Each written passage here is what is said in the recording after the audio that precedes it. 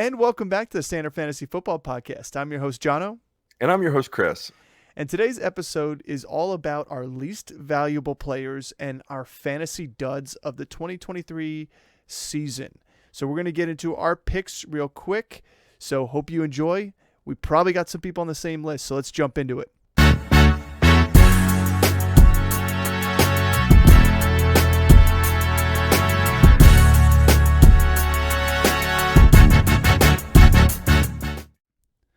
All right, so let's talk about these fantasy duds and these least valuable players in our opinions for fantasy. Some of these players we probably agree with. Some of these players we may not agree with. And I'm talking about me and Chris here, but also me and you, the listener, too, as well. But there's some obvious reasons why we have certain people as our fantasy duds, and a lot of you are going to agree with us. There's a ton of people out there that were duds. There's a ton of people we can talk about. I mean, we're really not going to be talking about like the major injury guys. I mean, obviously, Kirk Cousins and Justin Jefferson go down mightily in terms of where their value is, but we're not going to talk about those guys. They had early season-ending injuries. There's a couple on these lists that did miss significant games, but we're going to talk otherwise. You know, why we thought like they didn't live up to their value. So injuries not being heavily considered into this and to where they finished the season ADP wise, but we are going to talk about some guys that did miss some games, but that were wildly inconsistent or just plain bad. And our list is short. I mean, we're literally talking about 10 players, one from each position, and then our overall least valuable fantasy player here. But I mean, you got people on here. We're not going to talk about somebody like Alvin Kamara, who I thought could have made the list as a dud. Somebody you could argue too about Jalen Waddle being a dud at the wide receiver position. Both those guys had fantasy, like actual relevance in some big weeks too. The guys on this list that peaked them had maybe one or two big weeks and were just duds on a weekly basis, and that's why they have risen to the top here, plus of where their ADP was for everything. So I'll start us off here. Let's start with the quarterbacks, and I'm going to start with the quarterback that I drafted, and I drafted him at his ADP, and that's Justin Fields. Justin Fields had an ADP of 44 in sleeper leagues this past offseason, which is mid-fourth round. He finished as the quarterback 18. And yes, he dealt with the thumb injury at some point, missed a couple weeks. But even that, he had 2 weeks in this entire season where he was a fantasy god, so to speak. For the most part, he had that big 30-something point game and a 40-point game. And outside of that, he looked good as a quarterback the second half of the season. I will give him that. But when it comes to fantasy relevance, you didn't see the 100-yard rushing games you were expecting from him. He did have a good average rush per game. But to me, if you're drafting in the top 4 rounds a quarterback, you want a guy that's going to finish top 5. And that was not Justin Fields this season. Even if you gave him his average points across the board in the missed 3 weeks, he still would have been outside the top 12. Yeah, I mean, he missed 4 weeks, but the rushing totals weren't there. He still just got under 700 yards rushing, but we weren't seeing the rushing yardage consistent. Not 1,000. It's not 1,000. I mean, definitely not. And the whole upside to him was that he can rush for 1,000, but you're expecting him to throw for under 3,000.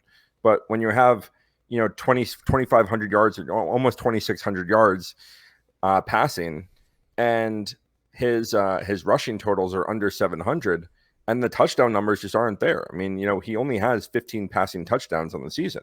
16 passing touchdowns on the season.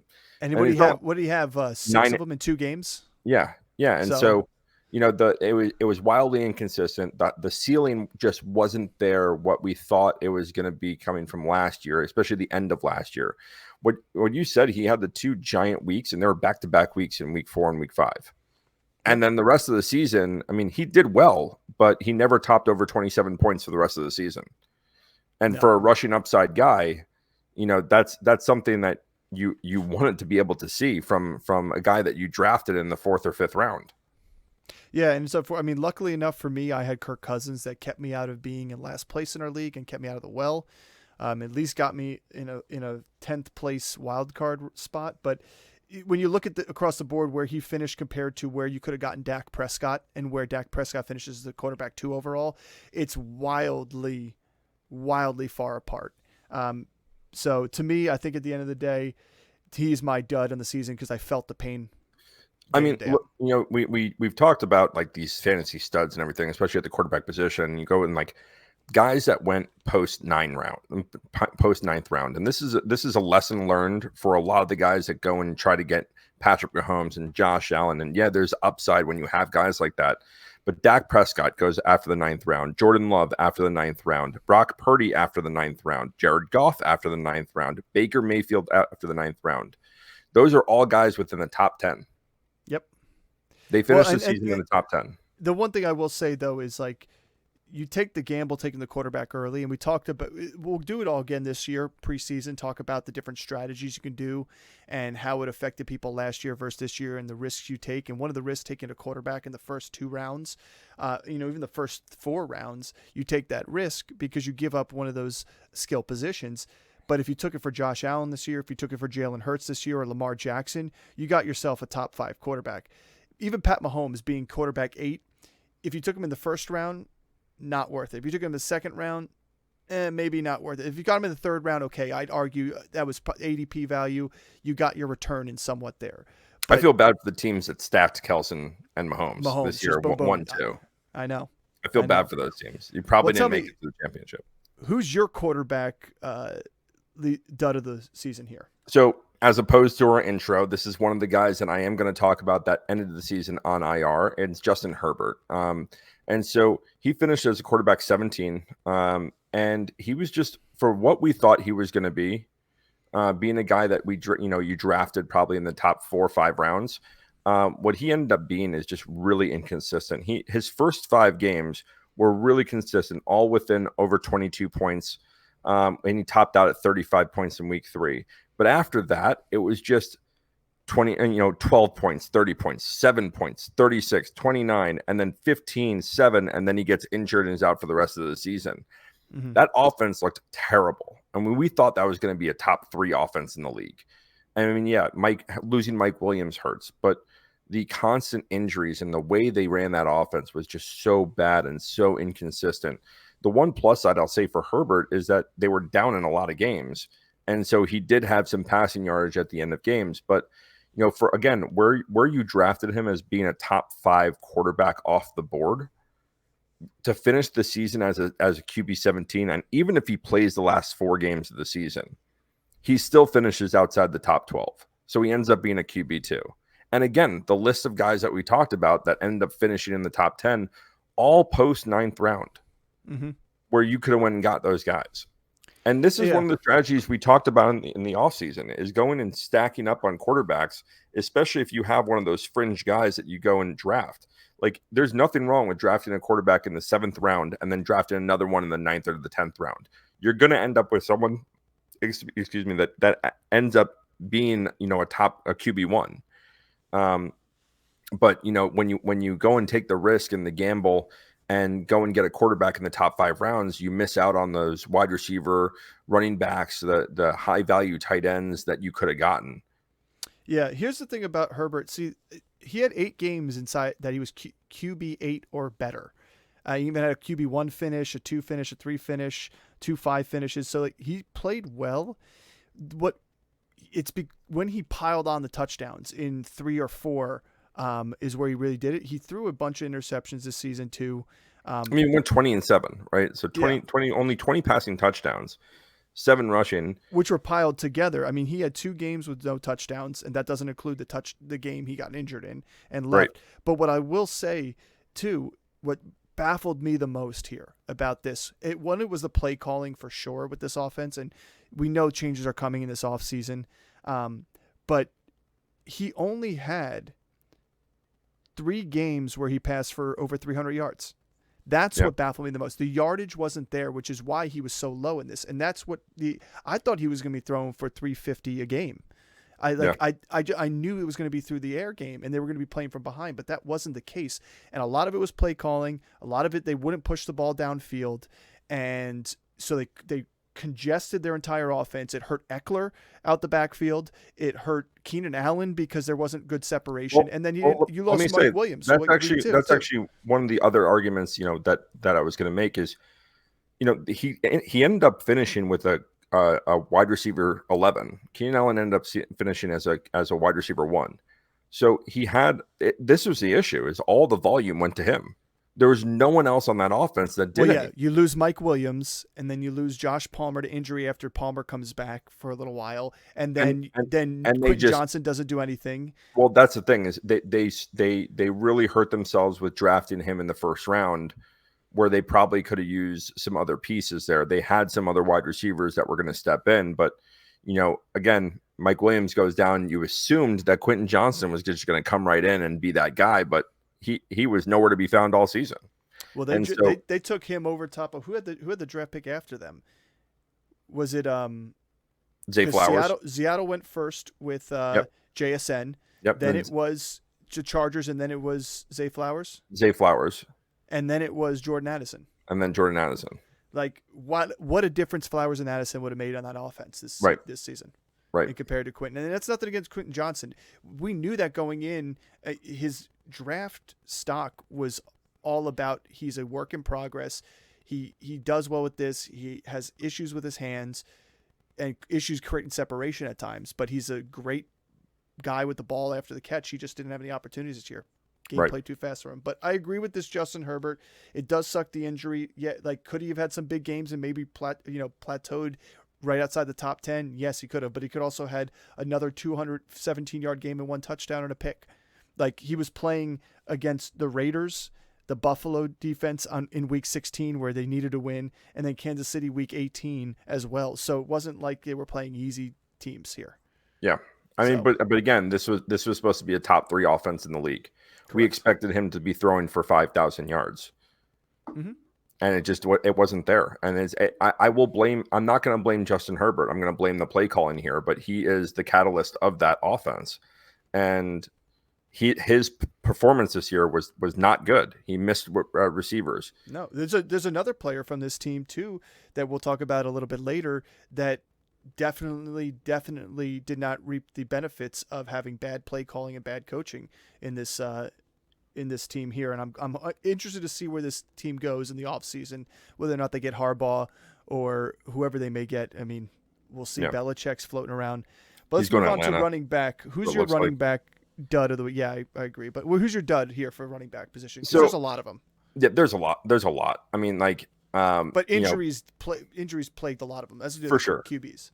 And part of me just wants to stick it to all the Bijan owners, but he ended up finishing as RB12. So you know what? But still, where he was being drafted, RB1, right? The top 3 pick in the over Christian McCaffrey. We saved you guys the arguments here. Yeah. Okay. So I'm not going to go Bijan, but what I am going to do is another guy that I constantly begged you guys not to draft in the first round, and that's Tony Pollard.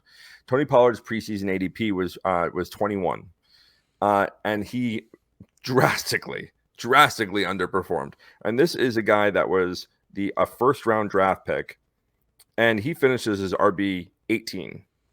And some leagues first round draft, some second round, second round, 21. Yeah, but he didn't miss a game. No, in fact, the crazy stat for him is he only had 2 more rushing yards on the season from last year with a plethora more of targets. He went from having over 5 yards per carry to under 4. How about this? Is the whole argument for why he was going in the top, in the first round, early second round, is his pass catching ability and his pass and his big play ability. He had 0 receiving touchdowns this year. 0. Yep. He had only 6 touchdowns on the season. His lack of touchdown production, he scored 2 in week 1, and everyone was like, I made the right move. Look at Tony Pollard. And then went through 1, 2, 3, 4, 5, 6, 7, 8 games without it scoring a touchdown. Then rattles off 3 straight and then has another 5 games without a touchdown. He had 1 game over 100 yards rushing. 1. This was not a good investment. He was never going to be the workhorse. We saw this down the stretch. We saw the usage of Rico Dowdle. We saw I thought Deuce Vaughn would play a bigger role, but it ended up being Rico Dowdle. Rico Dowdle is going to be he is an early sleeper for next season. Well, unless they get somebody, unless they acquire a veteran or somebody else. I mean, maybe if Derrick Henry They, goes they there. don't they don't need or Saquon. Like they don't need to. Yeah. But You I'm don't just need saying to. I agree that if they don't acquire anybody, I like him. I mean, so he had week 1, he topped 20 points, and then he never did it again. His Yeah. next highest total was 16.3 in week 12 against Washington. He arguably had one of the easiest rushing schedules in the league. And he ended up finishing as RB17. I mean, that right there is, we should have heeded our warnings. I was not touching Tony Pollard this year.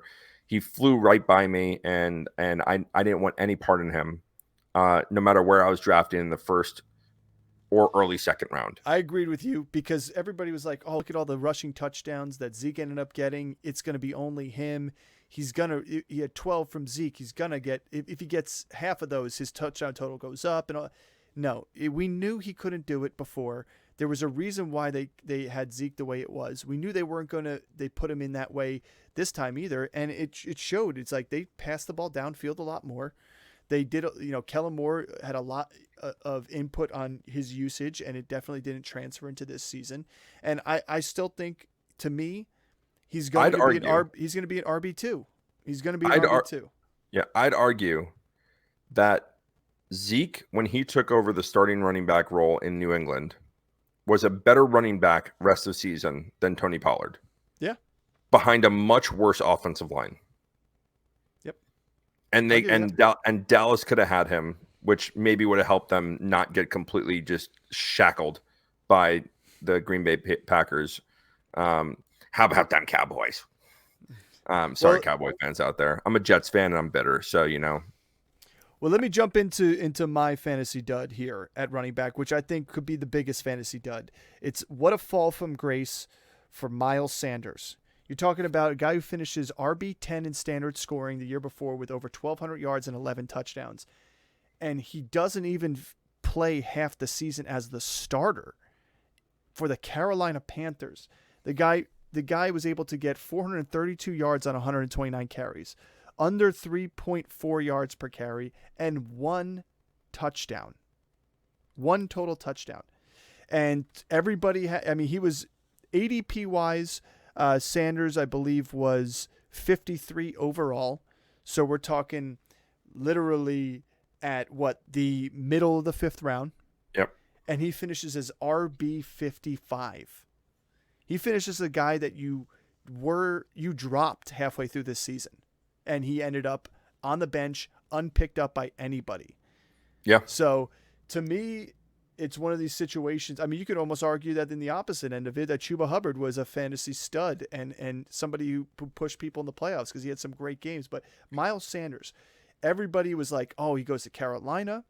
There's nobody else there. They don't love Chuba Hubbard. If he gets the carries that he got in Philly, behind what that amazing offensive line was in Philly, he's going to have a great time there." Well, he looked like he was the opposite of being shot out of a gun when he was playing for Carolina. It was unbelievable. He just didn't look good.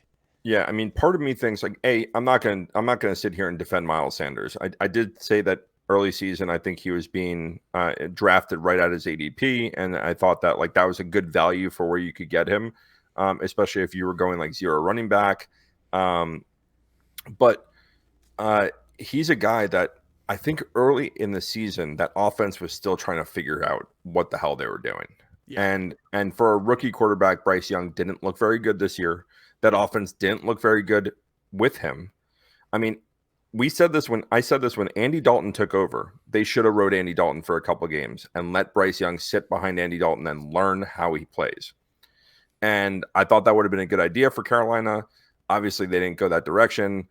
And coaches get fired. And so maybe they should have listened. Maybe they should tune into the podcast. If we have any Carolina Panthers fans, go ahead and send this to the Carolina Panthers, and maybe they'll heed our warning. Maybe I'll get a job there. That's a terrible franchise. So, but they really didn't have an identity this year. That offense was very anemic.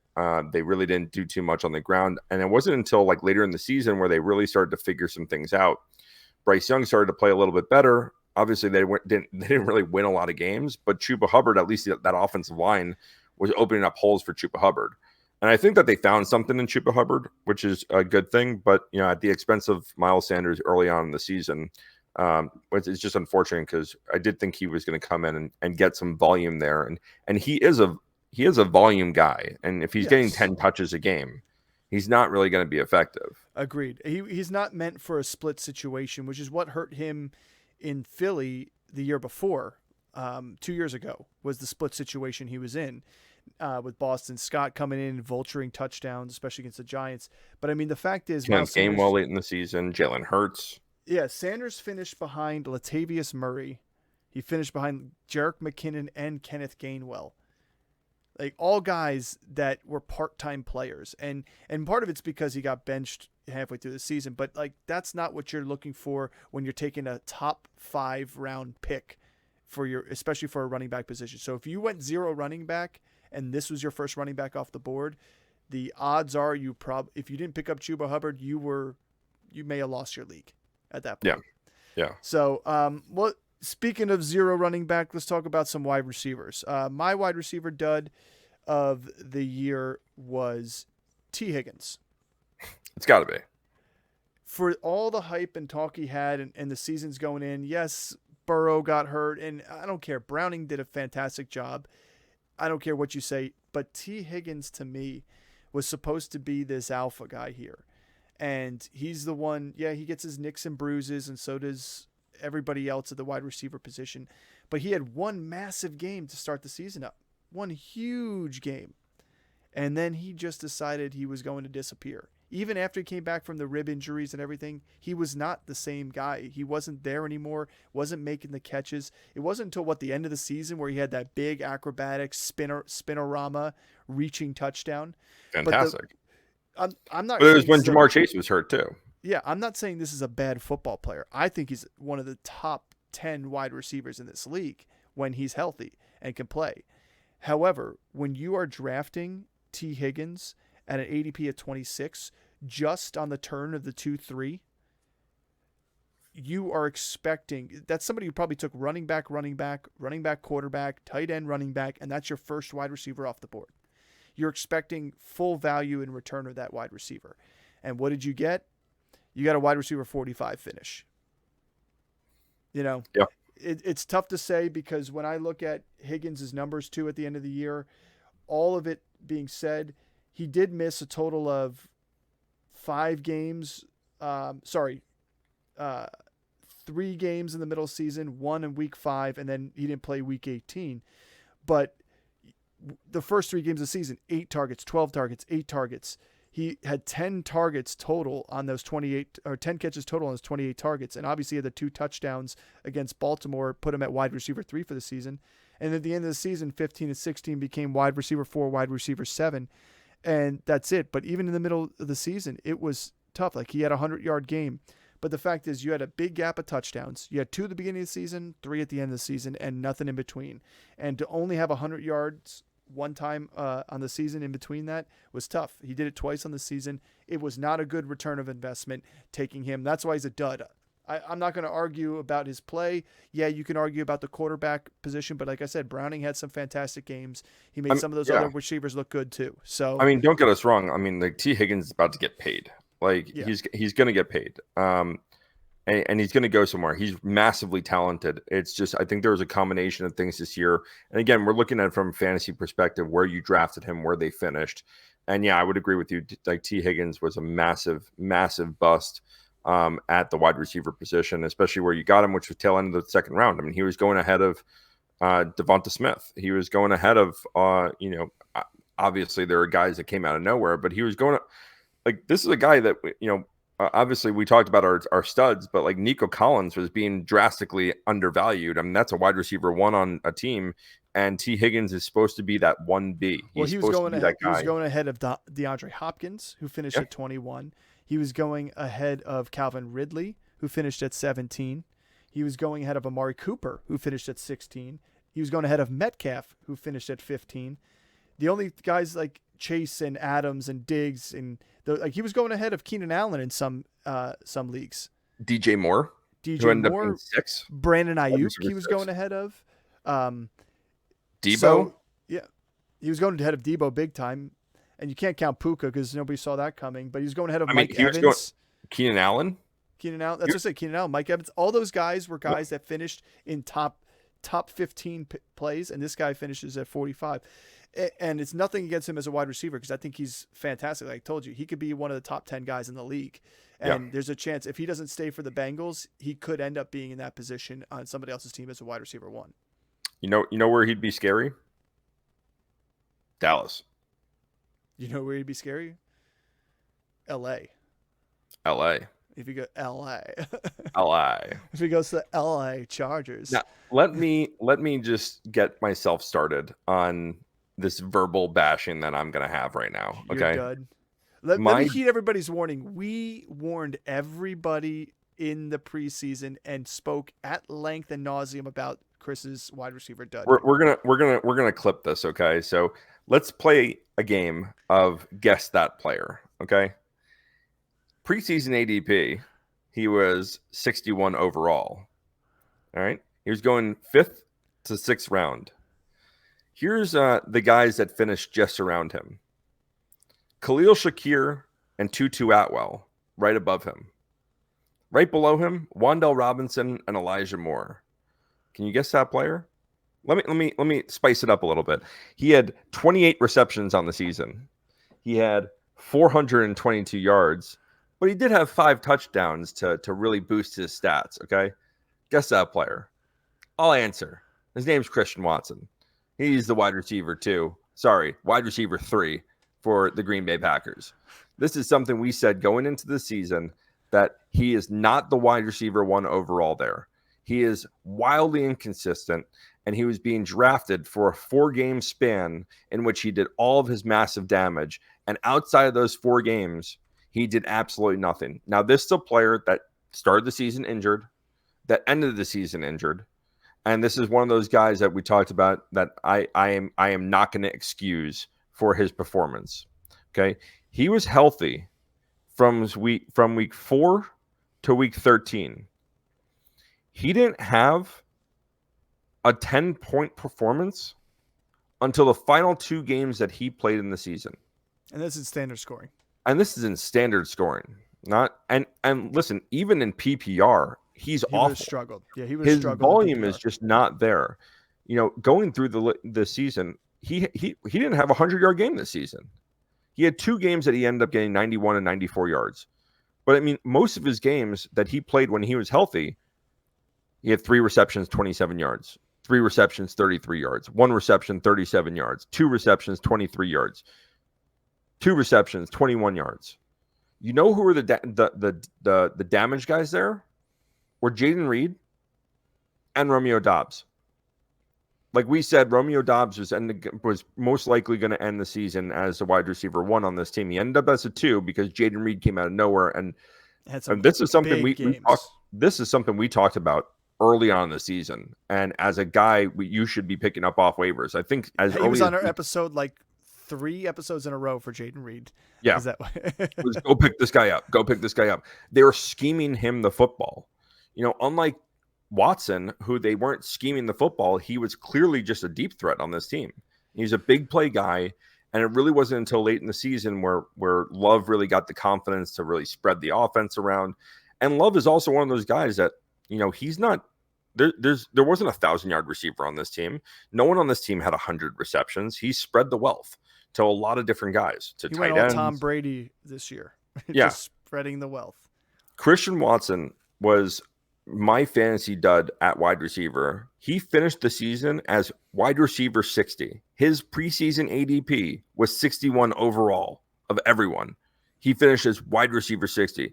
The guys around, again, going back to guess that player, the guys around him, here are the guys that finished just above him. Okay. Michael Wilson of the Arizona Cardinals finished above him. Jahan Dotson, Khalil Shakir, Tutu Atwell, DJ Chark finished above him. Tyler Boyd finished above him. You had 2 rookie wide receivers on the Green Bay Packers that finished with better fantasy points than him. Here's the thing I'll say. And Reed. Here's the thing I'll say too about him here, and I said this midseason when we were talking about it, and when we were talking about our games each week, and we're talking about the Packers here and there. When the Packers went into that bad spell of losses, and you looked at what did what we say here? their game plan and what their scheme was, it was get Christian Watson the ball. And what happened? 7 targets, 3 catches, 8 targets, 3 catches, 7 targets, 2 catches. Like, it was so bad. And some of them weren't even targets because they weren't even considered a full target. It wasn't even the catchable ball. When they went from the first 3 games of the season where Romeo Doubs had a touchdown each game, in fact, I think he had 4 touchdowns total over that span, and they were peppering and spreading the ball around to the Musgrave. They were spreading the ball all around, and Reed was getting involved. Then Watson comes in, and that offense just got stunted. And it wasn't until they figured it out that they said, hey, Watson can be a complement to this offense, but we're better without him there, is when they started playing real football. And there's a reason why weeks 14 through 18, this Green Bay Packers team was scoring points and playing well. It wasn't a surprise. As soon as Watson had the hamstring injury, I knew right away. I was like, yep. Well, Yeah, look he what had the they're big doing now. 70 Look what they're doing now in the playoffs. Like, again, this offense isn't featuring him. He is a piece of this offense, but it's not featuring him. There's no forcing him the ball. And this is where I think Jordan Love is really good at, is spreading the wealth out and finding the open guy and finding the right matchups. And they have a lot of really good weapons. I'm not saying that Christian Watson is not talented. He's a freak of nature athlete with his size and his speed. But first 2 years in the league, he's got some hamstring issues. That's already a red flag. But B, if he's going to demand the football, I mean, it makes this offense worse if you're forcing him the football. He is great when he has the matchup and you can beat him. In the last 2 weeks, when Jordan Love really started to figure it out, he ends up having 2 really good games.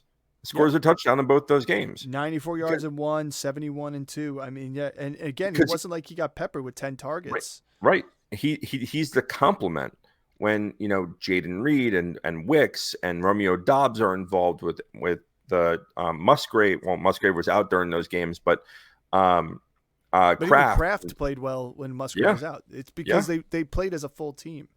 Right. Exactly. So that's going to end my bashing on him. Let's move on to tight end. Who do you? Said I told you so. Who do you have as your tight end dud of the season? I mean, it has to be Travis Kelce. It has to be for a guy that was being drafted as a top 10 pick, as a top 7 pick. Yeah. For him to finish as 5. tight end 3. Yeah. So he was being drafted at 5 overall. And this is in sleeper leagues, people. This is for sleeper leagues. He finished as tight end 3. Yeah. With Laporta and Kittle right in front of him. And he was healthy most the whole season. TJ Hawkinson finishes the season at 4. And he missed 5 games at the end of the season. So Kelce should have been further down that list. He's a guy that, who thought this offense was going to be like this? Yeah, I mean, I couldn't have projected it. This guy. I mean, you thought it, but I couldn't have projected it. I thought they were going to have a little more firepower. I thought with the loss of Eric Bieniemy was a huge thing for going to be a huge issue for this team, and it was. They really didn't have an identity until later in the season. I mean, they won games because they're a really talented football team.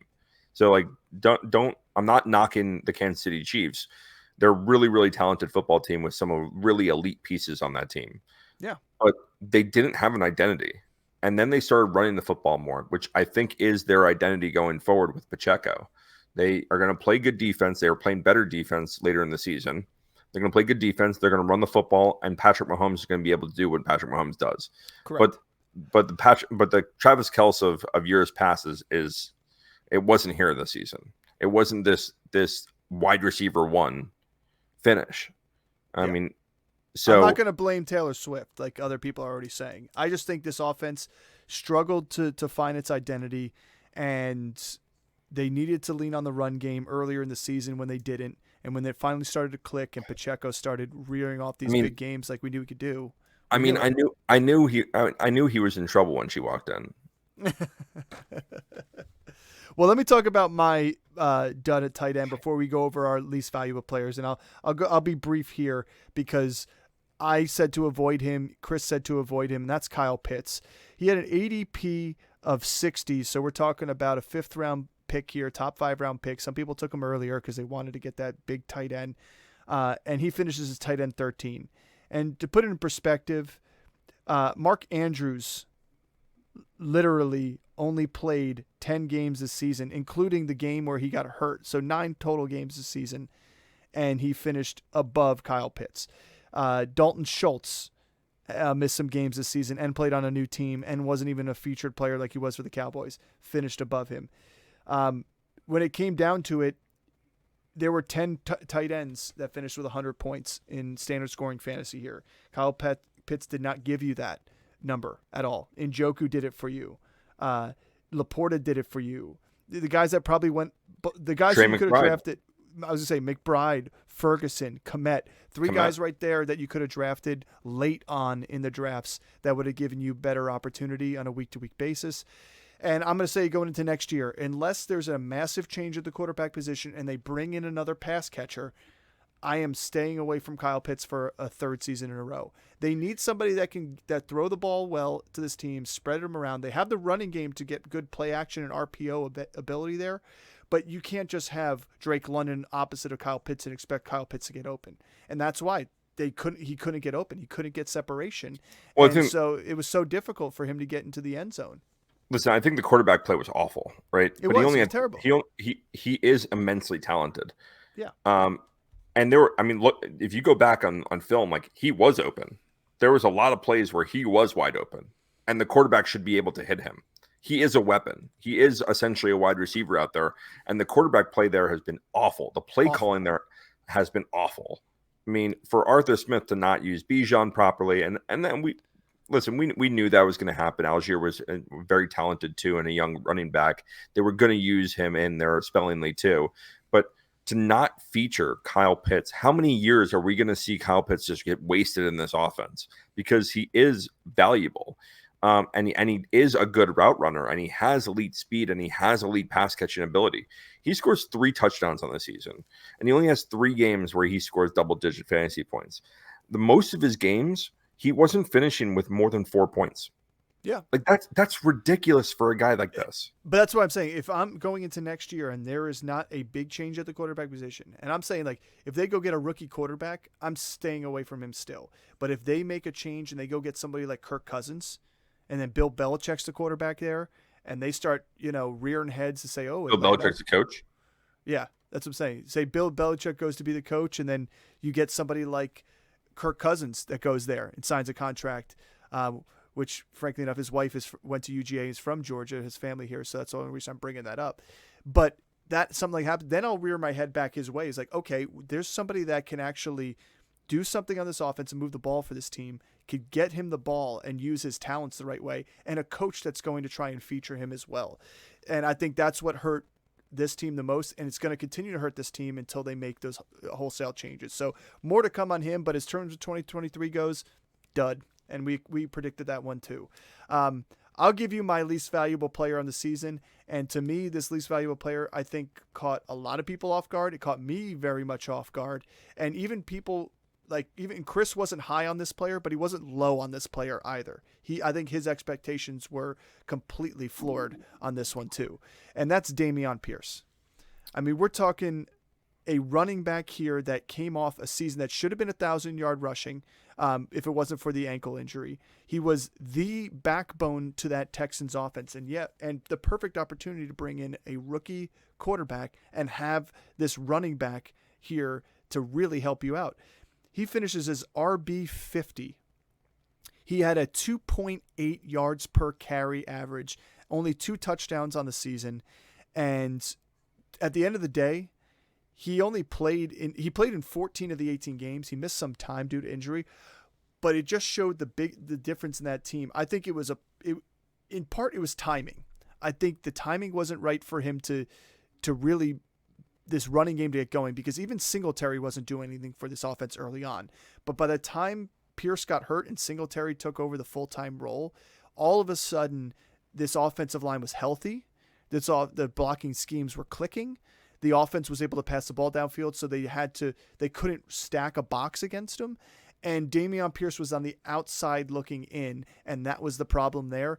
And so the combination of two things led for this guy to be in a top 4 round pick, a 4 or 5 round running back pick, and I think he was in 4 for ADP. I don't have the number on me, to finish as running back 50. He's right up there with Miles Sanders. The only problem was he was hyped higher than Miles Sanders this preseason.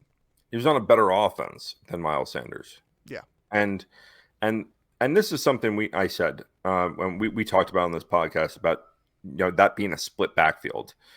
And I wish they would have done more of that early on to kind of spell Pierce a little bit more, because they gave up on Pierce. And they did.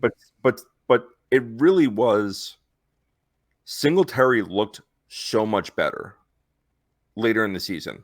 Even the carries, later in the season, when Pierce got carries, he wasn't breaking tackles and he wasn't finding open holes. And we saw time and time again Singletary bounce a hole over and take it for 15 yards. Well, so I paid attention to that too. Like, he did break some tackles. He made some good runs. But he was getting sprinkled in because it was Singletary's role at that point. What hurt him the most was his injury timing, and the fact that they started the season off splitting carries the way they did. And because if you look at Singletary's numbers through the first 5 or 6 weeks, his yards per carry average was like 0.3 or 0.4 better than Pierce's. It wasn't any better. They couldn't run the ball in that offense.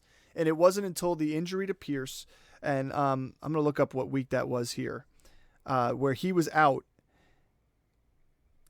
So they had the bye week. He came back. He got hurt at Carolina. No, he played at Carolina full, and then got hurt, and he didn't play after that. Tampa Bay. And then it looks like week 10 is when Singletary took over. And Singletary finished the season really strong. You look at Singletary's numbers, and this season he averages 4.1 yards per carry. Mm-hmm. Pretty consistent with the rest of his career, where he's averaging over 4 yards a carry. And this is what we talked about when he went there, is that he is one of the most underrated, efficient runners in football. And he just wasn't used well in Buffalo. And he goes to a team, and he wasn't used well early on the season. For you to come in and become the starter 10 weeks into the season, and you get to finish the final 8 games. But look what they did down the stretch. I mean, they went from the worst team in football, second worst team in football, to a playoff contender who gets a wild card win. Yeah, and what was wild to me is I'm talking about these stat lines against the best defense in football. Talking about these stat lines here, and Singletary in the first 6 weeks of the season was 2.1 yards per carry, 3.5, 4.5, boosted it, then down to 3.5, and then it was 4.8, and then he went 3, and then he went 2 yards per carry. So he had a couple flashes above Singletary on some big runs when he got in, but again, he was only getting 7 to 9 carries on average, and then he all of a sudden had 12, 10, 13, and they were starting to run the ball a little bit more, about 20 times a game. And then all of a sudden you hit Cincinnati, Pierce is out, he gets 30 carries, then 22 carries, his 2 back-to-back 100-yard games with a touchdown. And then after that, Jacksonville, Denver, Jets, he continues to just get the usage, and he ended up being the guy there. And by that point, Pierce, you weren't scrambling back into that offense coming back off his injury after that play. So he's my least valuable player for the season because of the hype, because I'm the one who kept him and had him as my draft pick. That being said, he was only my 6th round pick. But if you got him in the 4th round pick, he was another person that if you went 0 RB in the first 3 rounds and you picked him as your first guy, you were hurting. So this, my least valuable player, and this is kind of a theme to your season, right? Because you got 3 guys on this list that were part of your team. I mean, you could add more too. You could add Waddle. More. You could add way more to this. Yeah. Yeah, you absolutely could. But my least valuable player this season is the 4th overall in ADP coming into the season. He was a top 5 draft pick, Austin Eckler. He finishes as RB30, and he only missed 3 games this season. And again, we go into the inconsistency and we talked about it with Justin Herbert. We go about the inconsistency of the play calling for this team. And the lack of involving other playmakers. He had 6 touchdowns on the season. All right. This is coming off of last year where he had 13 rushing touchdowns and added another 5. He had 18 total touchdowns last season, and he had 6 this season. All right, Yeah. just a huge fall off. We knew the rushing totals weren't going to be there. We knew like he's never been 1,000-yard receiver. We knew that, but he only rushed for 629 yards, but his reception total just took a huge dump. I mean, he goes from last season having 107 receptions to 51 receptions on the season. Yeah. All right. He only had 436 yards and 1 receiving touchdown. This is the same concept as Tony Pollard. And this is where, yeah, in PPR, whatever, like he might score a little bit more points, but in standard fantasy, yes, that pass catching ability is really good, but it's only good when you have the production on top of that, when you have the touchdowns, when you have the yardage to go with those receptions. That's what makes guys like Eckler and McCaffrey really valuable, is because they have the ability to really extend plays as a pass catcher. And we just didn't see that from Eckler this season. We didn't see him as a rusher. And this was in kind of, there were times where Josh Kelly really took over as the running back in games early in the season. Then he kind of fell off, and there were other running backs later in the season that kind of took over a little bit more. Kelly had the big burst, big chunk runs early in the season, and that's what gave, because that's the only reason why Kelly got the production he did. I mean, look at what Eckler did week 1: 16 carries, 117 yards, and a touchdown. And this is my defense against him being the least valuable. It didn't help that he missed 3 weeks in a row and then a bye week. So 4 straight weeks you didn't get to use him. Then when he comes back, they give him the ball 14 times for 27 yards against a tough Dallas defense. And then he plays a tough Kansas City defense and does a little bit of the same thing. And it wasn't until we saw him in week 8 against Chicago, then the Jets, and then Detroit, where he was top 7 3 weeks in a row. He's 7, 4, and 5. Yeah, but then you look at the rest of the season. Literally, the rest. He was only top 10 one more time. I get that, but again, he was a victim, I think, of this offensive play calling. He was a victim of this offense scheme, and he was a victim of the fact that because they couldn't spread the ball down the field, it was so easy to stop the running game in this team. And I'm interested. I mean, I know age is getting up there on him. I know, being 28, he'll be 29 next year. Where does he go? What does he do? I've seen people suspect, like, oh, if he went to Kansas City, this would just add another element to that team. Get rid of McKinnon, bring him in, split him with Pacheco. I don't know to me, I think he still has value in the NFL as a running back. I think he had bursts at times, and I think he could have been great. But I get why you put him at your LVP, because he was a top 4 pick in fantasy, period. Yeah, I mean, to have your top 4 pick only have 4 double-digit weeks. Yeah. Like it's that you can't have that. I mean, like, but when you can talk about Justin Jefferson, and you can talk about Justin Jefferson having being a dud for the season, but every week that he played, it was, I mean, except for 1 week, except championship week. But yes, but every week he goes for 120 yards and he doesn't score, but at least he's getting the yardage there, and he's going double digits almost every game that he plays. So Eckler he only missed 3 games, but to only go 4 weeks this season with double-digit points and only 1 week over 20 points, and you're drafting him as the second running back off the board. I mean, we talked about him being in the argument for RB1. Well, the argument was for his touchdowns, because he went from 20 then down to 18, and you said, well, if he even drops again and goes down to 14 or 15 total touchdowns, that's still a top pick, and you're picking him in that position, and he just didn't do that. And the other thing too, we talk about the receiving game, and this goes back to the play calling. He had some drops late in the season, but when you look at everything across the board, he was never targeted for double digits this year at all, and he was targeted for double digits 1, 2, 3, 4, 5 times last season. He was targeted double digits. And he only had 5 receiving touchdowns last year. He had 13 rushing, but double digits he was targeted 5 times in the season, and not once this past season. He never went over 8 targets in a game at all, and he only did that twice. Other than that, he was capped at 7, and that hurts the fantasy value of a guy that you're drafting that high. Yeah. No, for sure. So, well, those are our least valuable players of the season and our fantasy duds of the season. Leave a comment. Let us know what your thoughts are here. And by all means, this is not bashing these players as NFL players. We think they're all still very talented. But in terms of where you drafted them to the value you got out of them, that's what makes them a dud.